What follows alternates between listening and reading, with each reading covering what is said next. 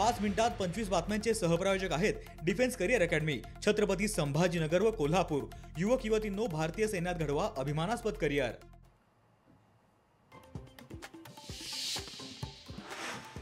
गोंदिया तब्बल 11 नक्षलवाद्यांचा आत्मसमर्पण। सर्व नक्षलवाद्यांवर 89 लाख रुपयांचं होतं बक्षीस। आत्मसमर्पण करणारे सर्व नक्षलवादी एमएमसी झोनचे।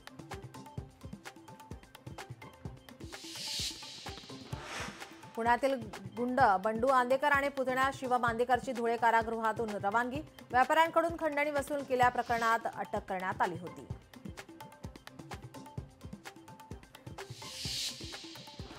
पुण्यातील मुंढवा जमीन गैरव्यवहार प्रकरण खरगे समितीचा अहवाल डिसेंबरमध्ये येणार। 6 डिसेंबर आधी अहवाल सादर होण्याची शक्यता।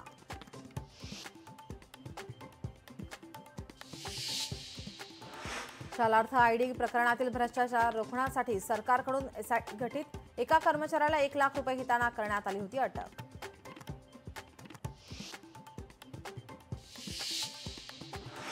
पुण्यात 1 डिसेंबर पासून थंडी वाढणार। पुढील 3 दिवसात 2 ते 3 अंश सेल्सिअसने तापमानात घट होणार।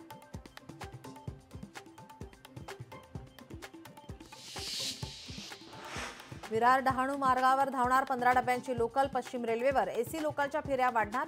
नवीन वेळापत्रकानुसार एसी लोकलच्या फेऱ्या वाढणार।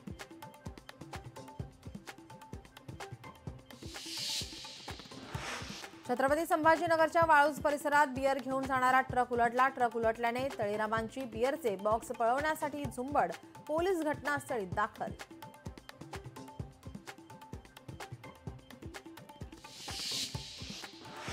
भारताचा एशिया पॉवर इंडेक्समध्ये 3रा क्रमांक। ऑपरेशन सिंदूरमुळे मेजर पॉवरचा दर्जा। भारताच्या वाढलेल्या आर्थिक लष्करी क्षमतेचा परिणाम।